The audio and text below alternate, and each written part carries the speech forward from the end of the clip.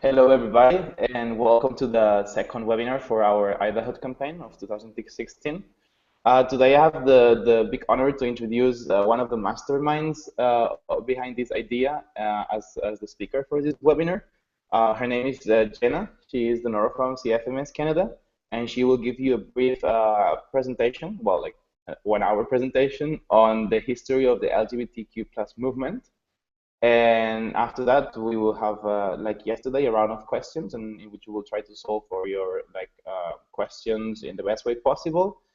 Remember that you have the Q&A for those who are seeing it from the Google Plus event to leave your comments. And if you're seeing it from the YouTube link, you can also leave the comments under the video, and we will check them and try to answer them as efficiently as possible. So having said this, again, I'm leaving the floor to Jenna. Hi, Jenna. And she will give like a great presentation from what I've seen. So pay attention and ask all the questions that you want at the end. So hi, everybody. Thank you, Carlos. Very generous introduction. So I'm just going to share my screen here with everybody. Please let us know in the comments if you have any trouble seeing it. So hello, everyone. First and foremost, before we get started, I just want to say thank you so much for your attention and your time. You know, whether you're tuned into this live and are participating that way or whether you're viewing it after, we really, really appreciate you being part of this movement and part of the education. So welcome and thank you so much. So we are going to talk about a brief history of the LGBTQ plus movements. And if you want to contact me at any time otherwise, feel free at norsh@cfms.org. I know Norsh just doesn't sound as pretty as Nora, but that's what we do in Canada. So again, I am coming from Canada. There's our stereotypical person. I couldn't find one with short brown hair, so it is what it is. And of course, because it's IDAHOT, we've got our pride flag flying. Before we get started, I just did want to give a bit of a disclosure. So I do identify in this moment today as a cisgender heterosexual ally. Again, ideally this talk would be given by somebody with lived experience with the movements, which I don't really have. So I'm going to do my absolute best to represent the historical events based on the literature that I've read and based on conversations that I've had with LGBTQ plus partners across Canada and kind of across the globe. If you have any input at any time that you want to add, please do so throughout the presentation. And like I said, just kind of keeping an open mind and going off some of the stuff that was said yesterday as well.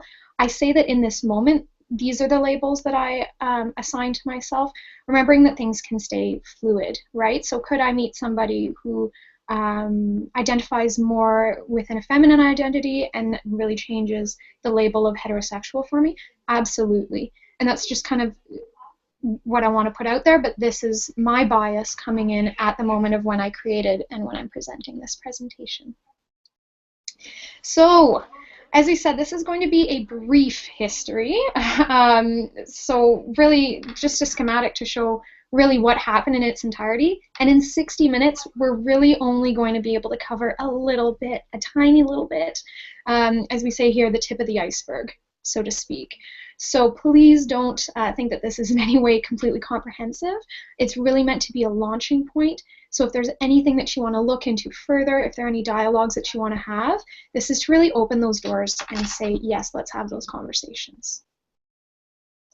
Okay, you might have seen these already, these circulated. These are our objectives. So first thing we're going to look at is whether there were different socially accepted sexualities or gender identities before the 20th century.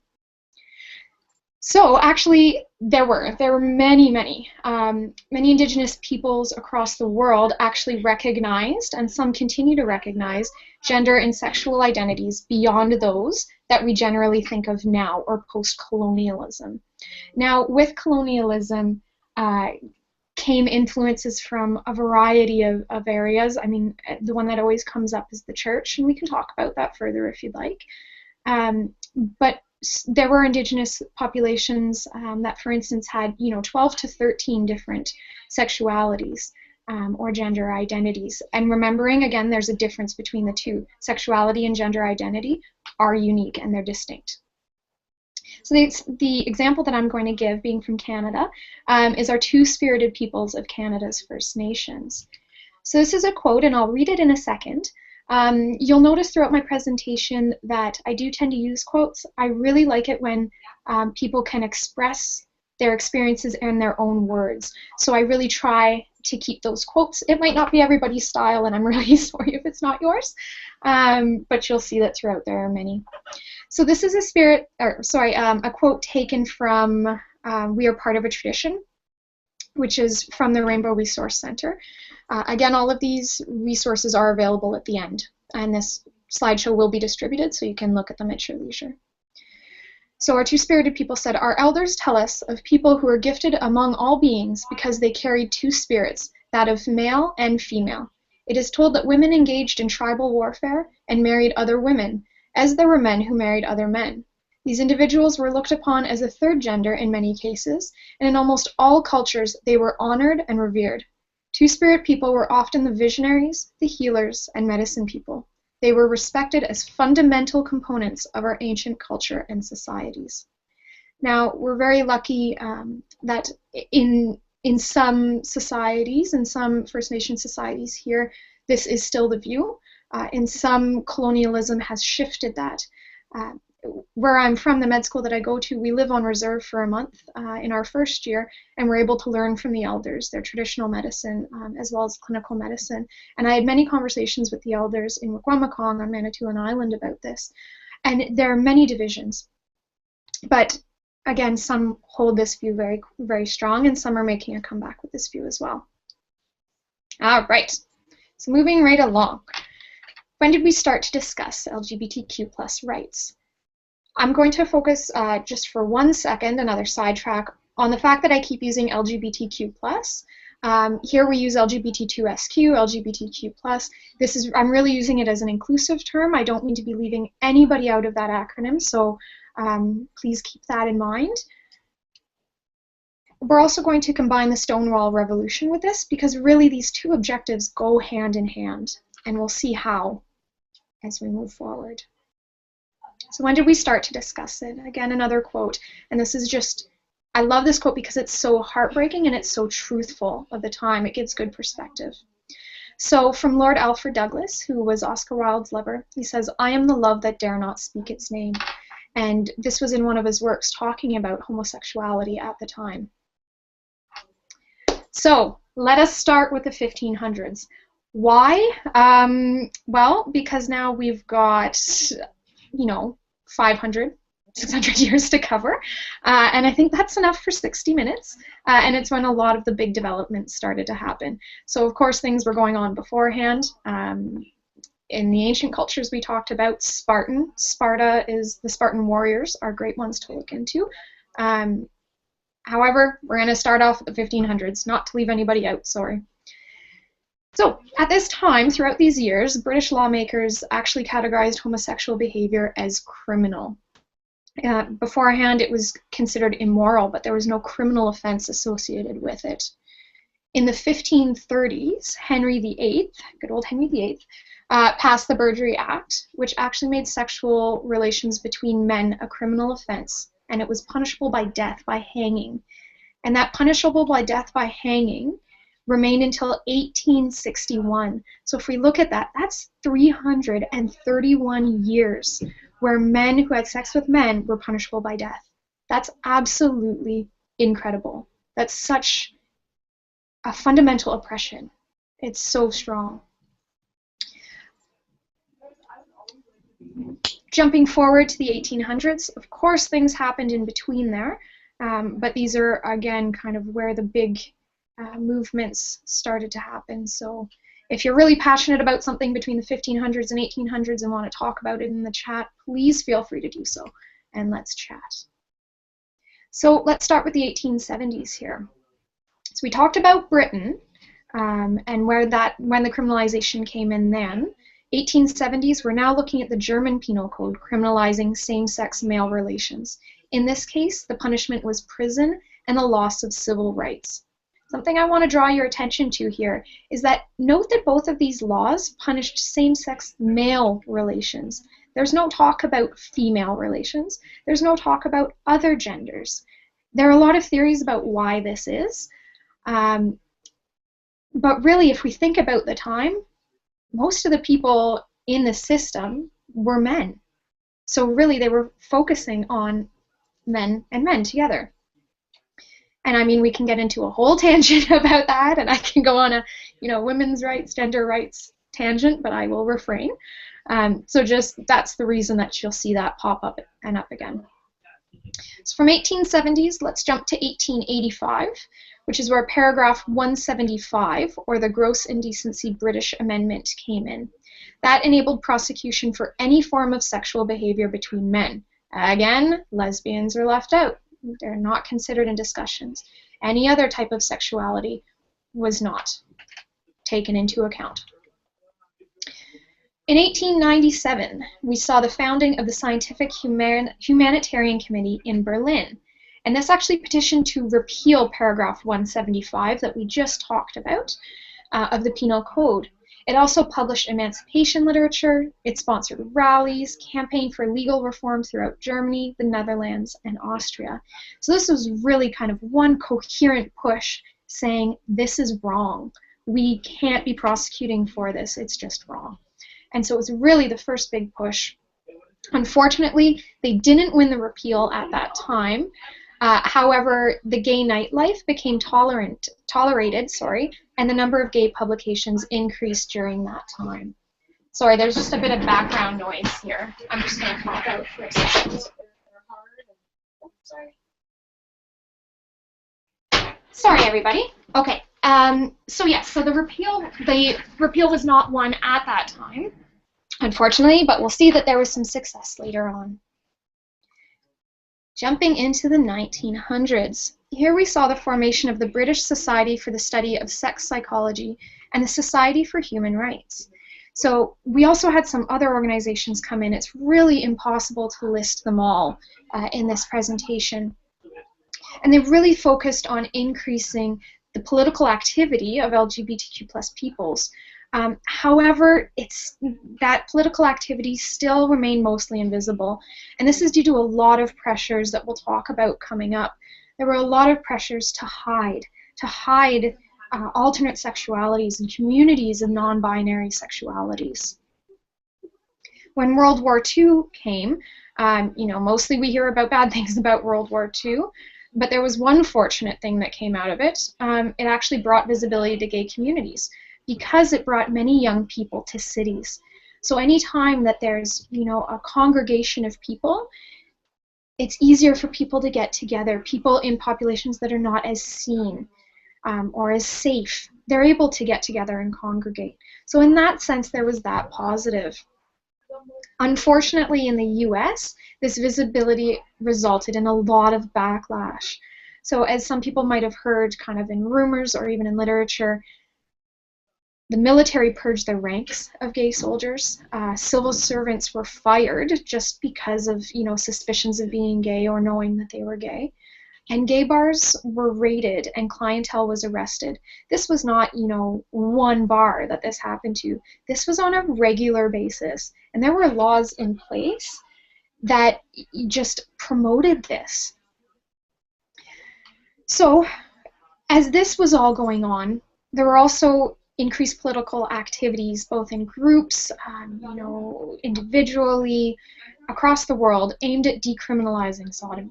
And let's remember again, the reason that that term is being used here is because all the criminalizations that were put forth prior were talking about homosexual acts between men and men. So really the decriminalization was looking at it from that scope. In the mid-1900s, there were the formation of many advocacy organizations worldwide. This is really when a big push started to happen, where we really started to gain momentum. Now, it would be impossible to list all of these in 60 minutes. Well, it would be possible, but you might get tired of me reading a list. So I encourage you to look into this. And again, I don't want to be super America-centric on this. And there were so many worldwide that came into light at this time. In 1957, Britain came back into the picture, And the British Commission report recommended that private homosexual liaisons between consenting adults, which they proposed at the time was over the age of 21, be removed from criminal law. This was actually implemented in 1967, so it took 10 years for that to be implemented. That's 10 years. That's incredible. In 2001, the age was dropped from 21 to 16, and that was putting it more in line with consent laws for any other type of act. So the age of consent was at 16, and Britain said, you know what, we're behind the times, that this is now at 21. Let's go to 16. I'm sure the conversations were a bit more detailed than that, but forgive my summary there. Now, 1969, this was an iconic year. This is when the Stonewall Revolution happened. And the Stonewall Revolution itself is considered to be the single defining event of gay activism by many activists, many LGBT groups, many activists. So it gets its name from the Stonewall Inn, which is a New York City gay bar that you can see pictured to the right of the slide here. And the riot itself, or the revolution, began on June 28th of 1969. What happened that night? Well, the Stonewall Inn had been raided by police. So let's remember what we talked about a few minutes ago about the laws, right?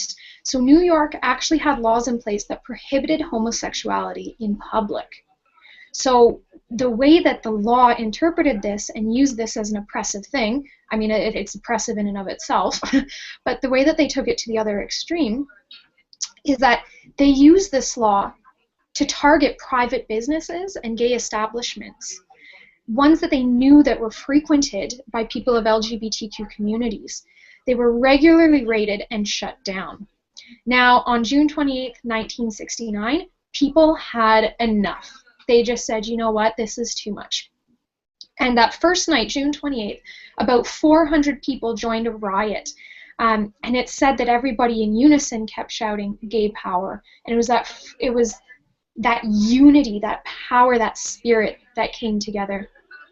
The initial riot on the 28th lasted about 45 minutes. But the beautiful thing is, it wasn't just a one-time thing. It actually resumed on succeeding nights. On the second night, there were over 1,000 participants. So in one night, it jumped from 400 to over 1,000.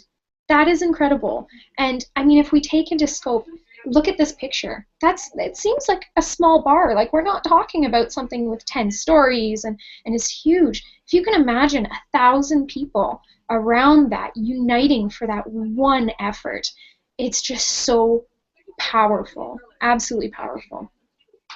So beyond that day, or the series of riots, the other amazing, beautifully amazing thing about the Stonewall Revolution is that 1 year after, on the 1 year anniversary actually, the first gay pride parades in the US took place. So these happened, hopefully we have some callers in from these places, you can be proud. They happened in LA, in Chicago, in San Francisco, and of course near the Stonewall Inn in New York. We can't leave that out. Also, within 2 years of the riots, gay groups were started in almost every major US city.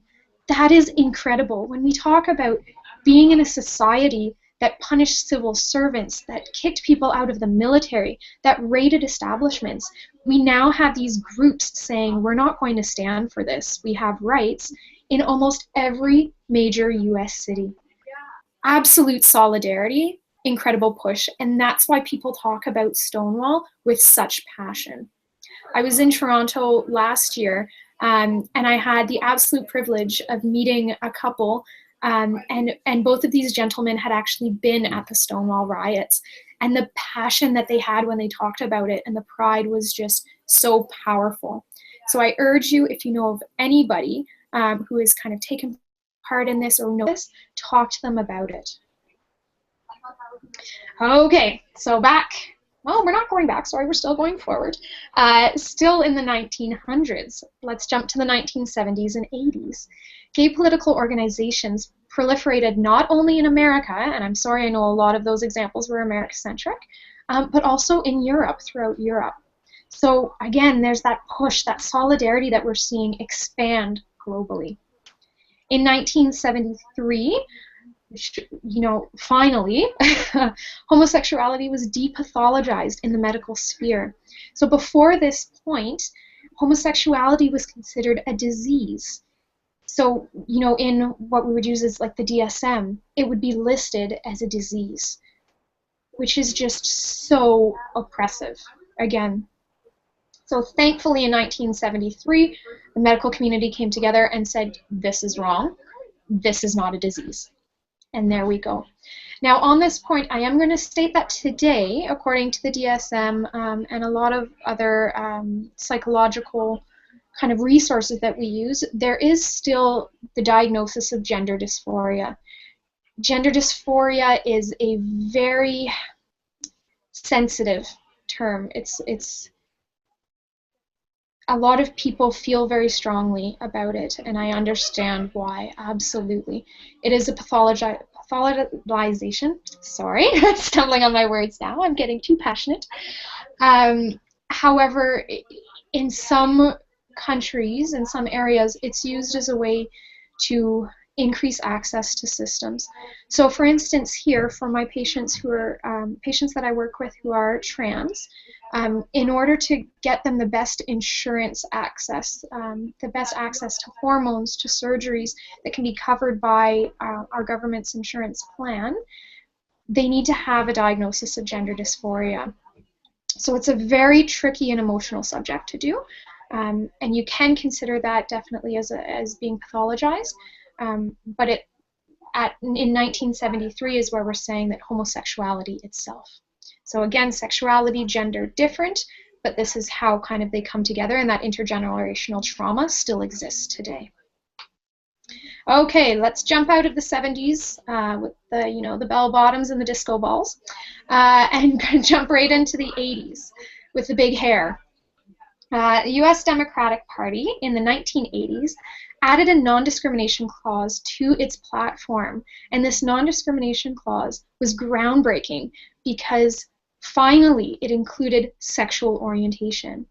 So it ran with the platform saying that people should not be discriminated against based on their sexual orientation. So there's that movement coming in and finally really having an impact on the politics. Finally, there's a voice coming in instead of just being oppressed by them. In the late 1980s, the Coming Out Day was established by some groups, and this was really to encourage visibility. So, there was still a lot of stigma, there was still a lot of hatred going on, and it wasn't safe. And I'm not saying that it's safe everywhere now for everybody to come out. By no means am I saying that. But a lot of people still had fears about coming out at this time. So many gay organizations, and again, I'm using the word gay organization because that's the term that was used in the time. I'm sorry if it's offensive to anybody. It's just meant to be inclusive of what was going on at the time. Many of these organizations came together to encourage visibility through Coming Out Day, saying, you know what, it's okay, we're here for you. Let's show everybody that, we're not 1 in a million. We're 1 in 10. According to the last stats in Canada, 1 in 10 people in Canada identify as LGBT.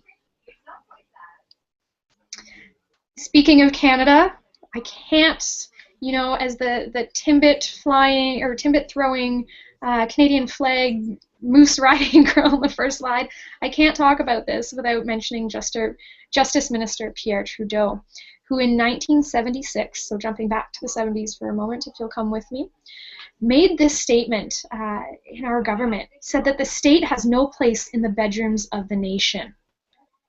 If you've ever come to Canada, if you live here, so on and so forth, you've probably heard this mentioned many times. This is a phrase that we still use today. And it really brings into account the fact that people have rights to their personal lives. And these laws were inhibiting those rights. They were oppressing those people.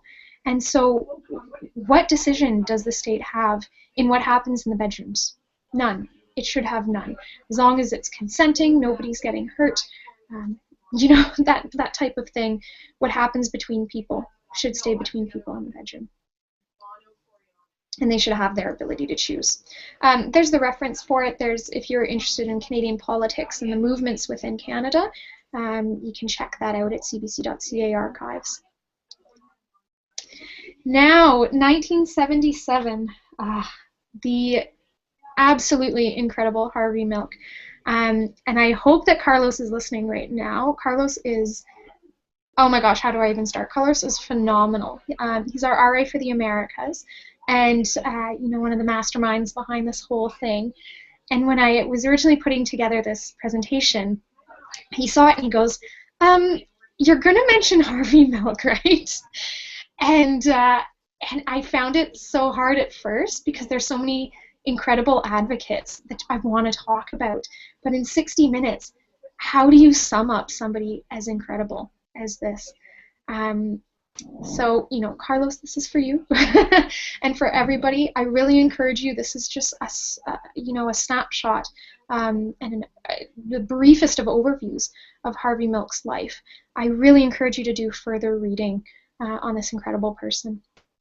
So I've taken this from the official biography at themilkfoundation.org, and so I'm going to quote it in their words. Harvey Milk was a visionary civil and human rights leader who became one of the first openly gay elected officials in the United States.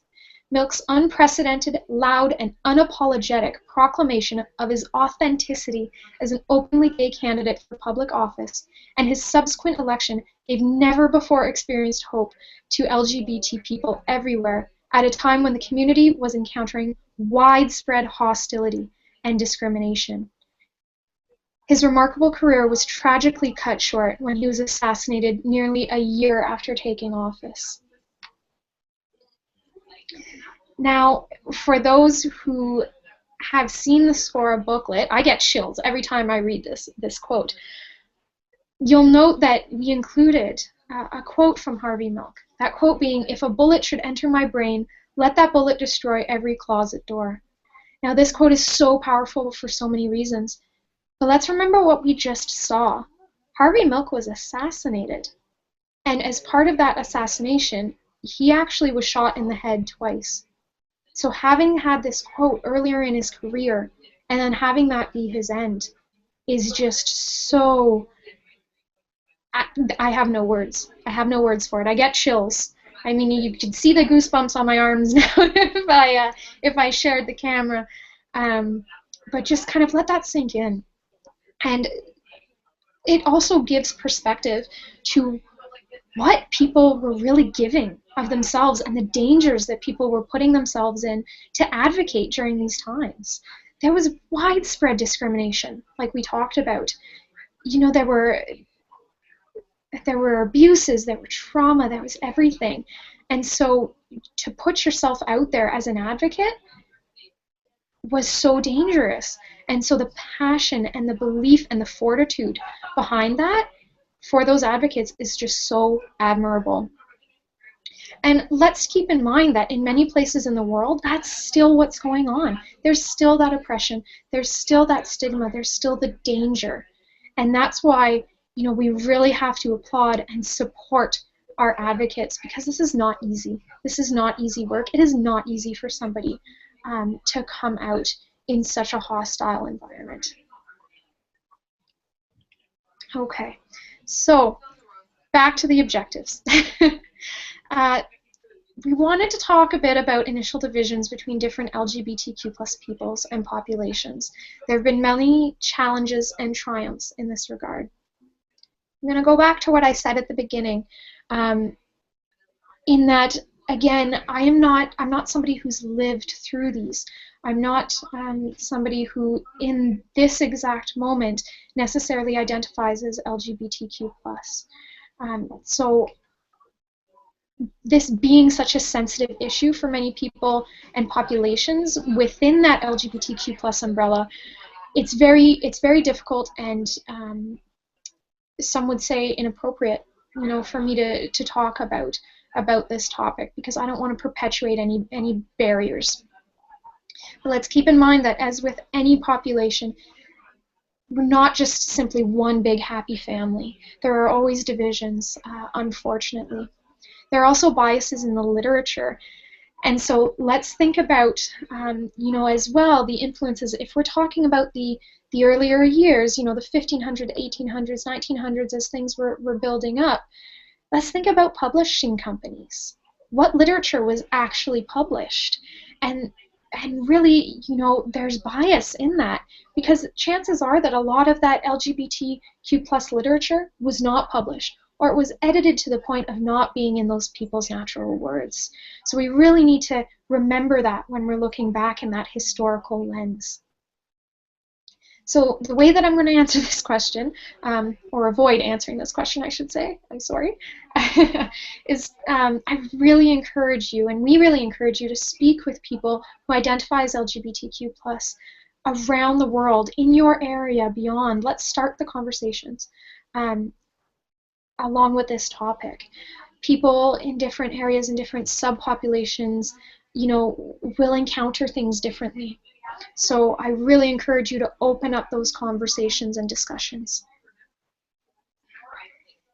Now we're going to move beyond the objectives for a moment, and we're going to incorporate queer theory. For those who tuned in to yesterday's webinar, Carlos did a phenomenal job, as he always does, of everything, but particularly in covering this. So we're just going to cover it briefly at the moment from a historical landscape. If you haven't had a chance to view that webinar, it's on YouTube. Please find it, listen. It really, really sets the stage for everything else that's going to be discussed throughout this campaign. So, what is queer? So queer is really, in essence, unaligned with any specific identity category. It really describes incoherencies in the traditional views of sex, gender, and sexuality. And again, these are three terms that people often, how do I say, make synonymous kind of in their minds, and within society they're often synonymous. We really, really encourage you to reflect on how these are different, sex, gender, and sexuality being three distinct entities. Coming back to queer theory for a moment, off that little tangent, the theory itself began gaining momentum in the early 1990s. 1991 was really the big launching point for this. And the whole idea behind it is to challenge the binaries and the social norms of society. So, is queer theory still active today? Again, I would encourage you to listen to Carlos's topic or discussion of this yesterday, because it provides much greater depth and detail about this than I can right now. But in answer to the question, is it still active? It depends. It depends which circle, it depends which advocate. So, for instance, here's a quote from, and I apologize if I get this name wrong. Again, there's my Canadian come out. I think I've apologized about 20 times so far, but at least you haven't heard me say A yet. So, Thérèse de Loretse, the theorist often credited with inaugurating the phrase queer theory, abandoned it barely 3 years later on the grounds that it had been taken over by those mainstream forces and institutions that it was coined to resist. So here's one example of, you know, is it still active? In this sense, in this person, in this activist, perhaps not. However, it is still embraced and utilized by some in the academic sphere, in the social sphere, in every sphere that you can really think of. And another quote here to really kind of capture that. To the extent to which different theorists have emphasized the unknown potential of queer suggests that its most enabling characteristic may well be its potential for looking forward without anticipating the future. Instead of theorizing queer in terms of its opposition to identity politics, it is more accurate to represent it as ceaselessly interrogating both the preconditions of identity and its effects. And that's really at the heart of queer theory, is that ceaseless interrogation. And I know that, you know, that sounds like, you know, you go through customs or the border and you hear ceaseless interrogation. It's not the most positive of terms. But really that interrogation is a reflection. It's constantly asking why rather than just falling into the social norms.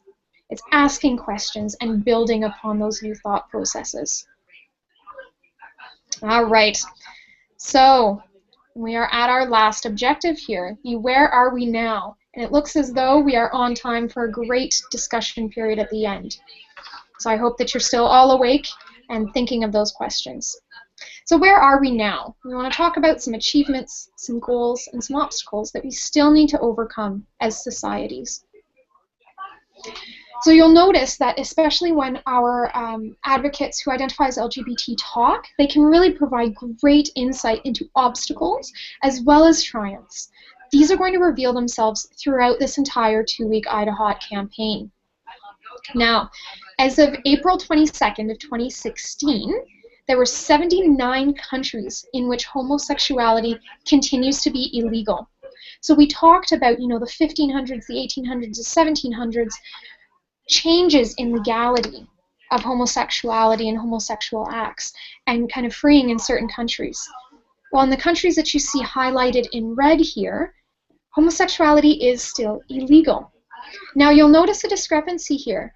I have listed 79 countries, and then the ILGA, which we'll talk about in a couple of slides in a few moments, states 75. We'll talk a little bit about where that discrepancy comes from in those 4 countries.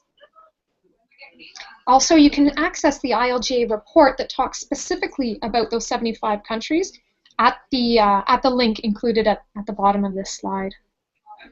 So I want to take a special moment here to recognize anybody calling in or anybody listening from any of these countries highlighted in red. Absolutely, we value and we cherish people listening in from every other country. But for those listening in those countries in red and those participating in those countries in red, that's advocacy in a state of illegality for homosexuality.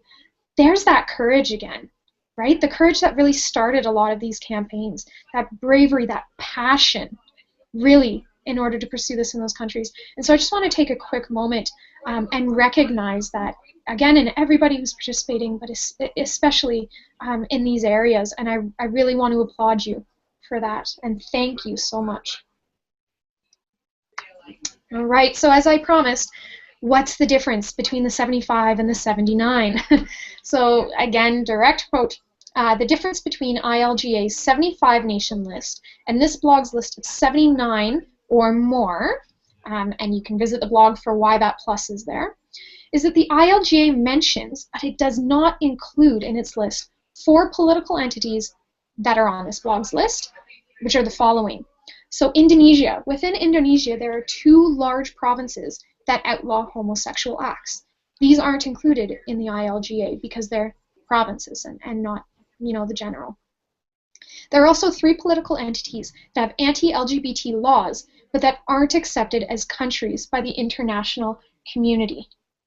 So these are the following. The Cook Islands. Cook Islands are a self-governing country whose residents all have citizenship in New Zealand. So you can imagine, where that difficulty comes in with borders and, where is it illegal, where is it not? Okay, well, what's a country, what isn't, right? That's where the differences in numbers come in. Gaza, Palestine is another one of those political entities. The territory of Syria and Iraq that is controlled by Daesh, ISIS, and ISIL troops also falls into that list. So there are anti-LGBT laws, but again, they're not accepted as countries.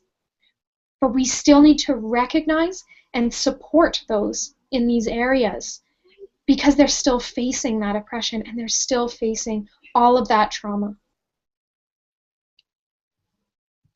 Now, luckily, in some areas, and I can speak here again to the view of the Americas, a shift in attitude has begun to occur. So within kind of American and Canadian studies, we see in recent studies that about 59% of the general population has a positive outlook regarding LGBTQ culture. This is not, it's not ideal. Ideal would be 100%, but we're getting somewhere. We're making grounds.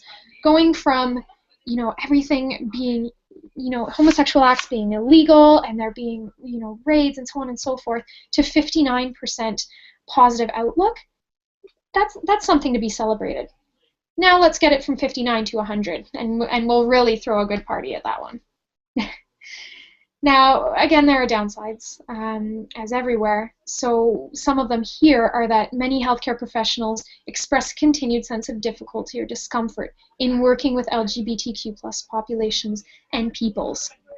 There are a lot of efforts going on within the Americas to address this, and this point really kind of sums up and supports what we're trying to do with the booklet. So if you've read through the general booklet, let's remember that there's a working group, or a series of working groups kind of in each country, that we're hoping to launch at the end of this campaign, and to increase training for healthcare professionals so that there isn't this difficulty and discomfort.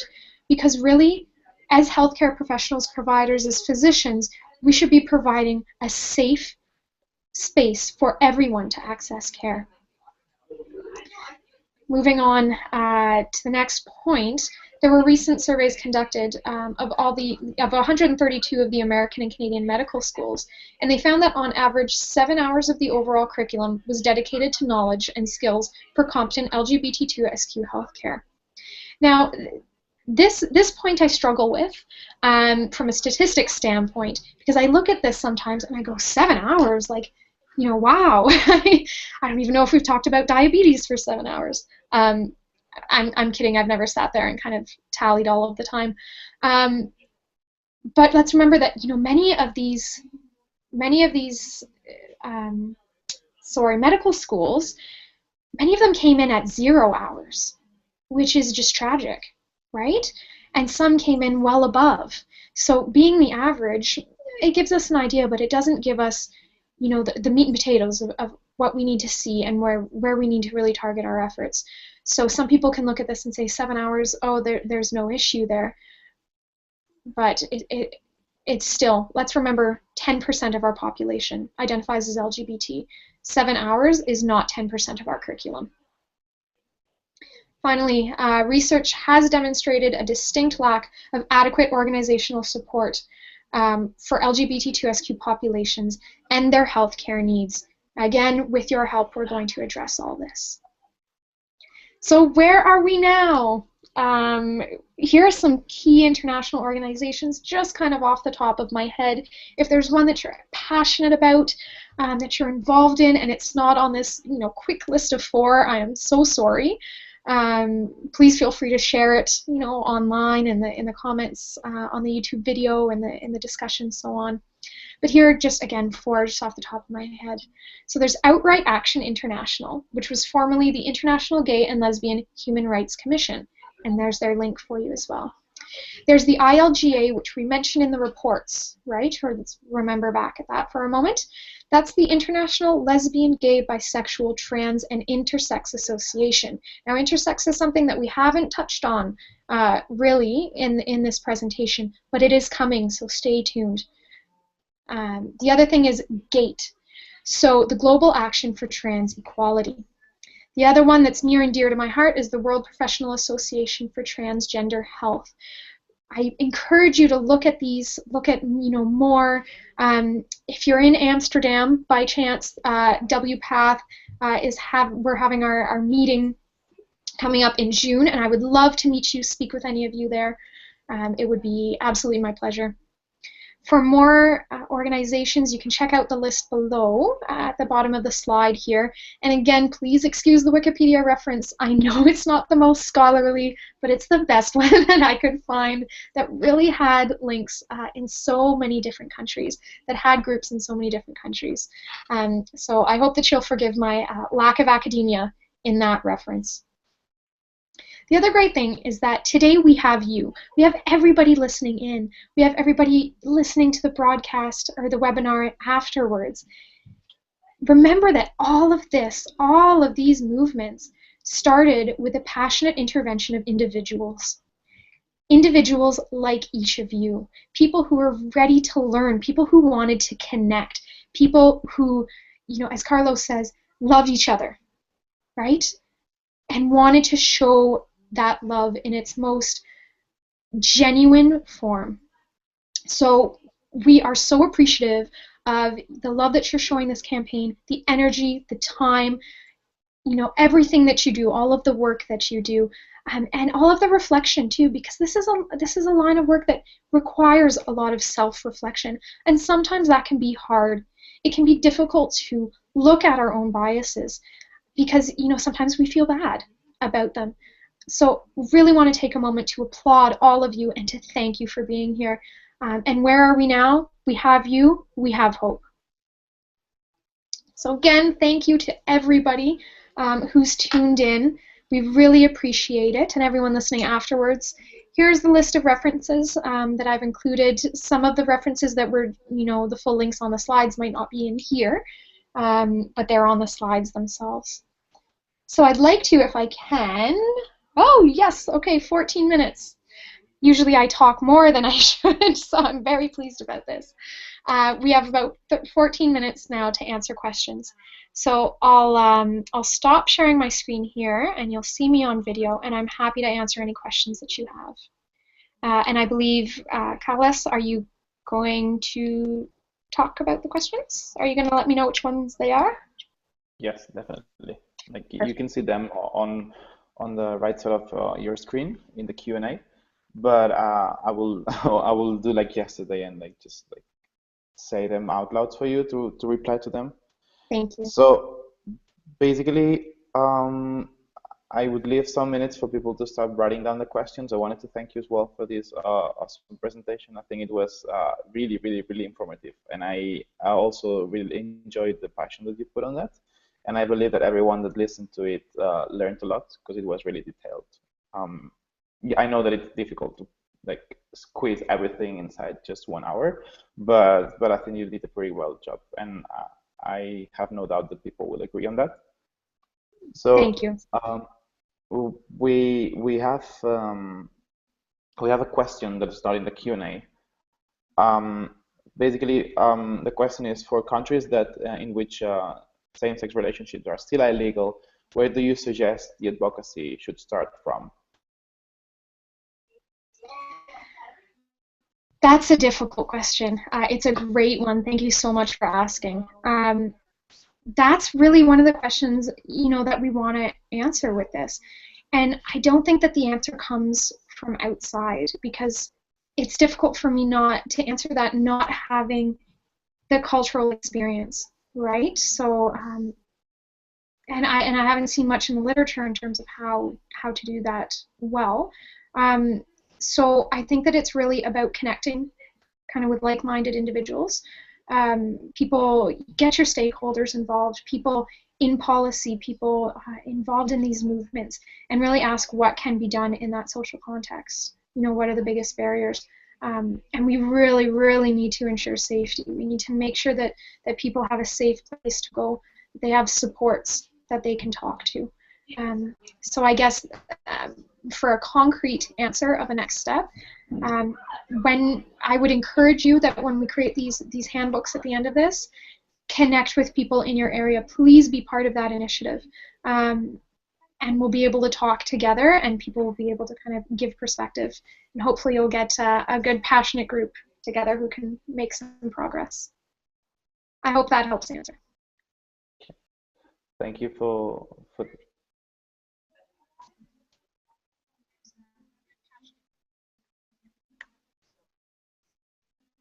cool. Thank you. I have another question. In some countries, the movement is facing backlash because the opposing groups are stating they are the ones being discriminated and oppressed. For example, speech freedom, religious freedom. Do you have experience dealing with similar situations? Yeah, unfortunately, yes. It's very difficult. I mean, the thing that I've noticed is that there are, and again, this is personal, this is not necessarily from the literature. Unfortunately, some people, when you talk about providing or not providing, because it's not a power thing, it's supporting rights of others, there's a backlash of, okay, well, if I'm supporting the rights of others, then somehow my rights are being impeded. And that's where all the divisions kind of come in and are really unfortunate. So one of the ways, I'll give a specific example of, I do a lot of abortion advocacy as well, so sexual health advocacy. And I encountered this here, and I've been targeted by a religious organization, and I had received threats from them for some of the work that I did. And so what I did in response, and what the advocates that I was working with did in response, is we organized an interfaith panel to talk about abortion, safe access to contraception. And it went over really well. So I think that some of these are really backed by the fear of not being included in the conversation. And it's the lack of understanding that propagates fear.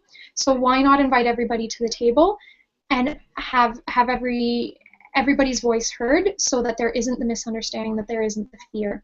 I understand that in some areas that's not possible, and even here, I admit it was a bit of a risky move.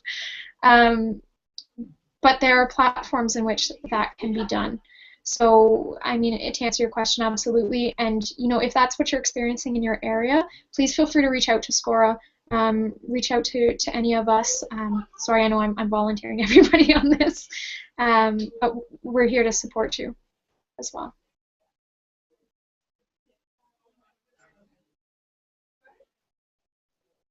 Okay. Thank you, Jenna. I think that was a really, really, really good answer. I hope that you managed to leave things clear for the people that asked the question and the ones listening. We do not have any more questions, but as I said, I encourage everyone to leave some comments on the video, and Jenna will try to reply to the questions in a timely manner. And like again, like she said, thank you for uh, like for listening and for watching the video. We're really happy to have you. And I think that, as I said, this is the start of something. We are just like 2 webinars into the campaign. We still have 10 webinars left. So we're really looking forward to what's to come and to greet you into the next sessions. Is there anything else that you would like to say, Jenna, as a closure? I would just like to say again, thank you to everybody. There's someone who has been just phenomenal in this whole effort, and we haven't mentioned yet. So I want to bring attention to Vivian, who is our incredible IT person, and we wouldn't have been able to do any of this without her. So thank you so much. She's working tirelessly behind the scenes for all of this. So thank you, and again, everybody, stay tuned. There are very exciting webinars coming up, and just seeing some of the questions that are popping up now, you might get some good answers to questions that have already been asked. So we hope to see you then.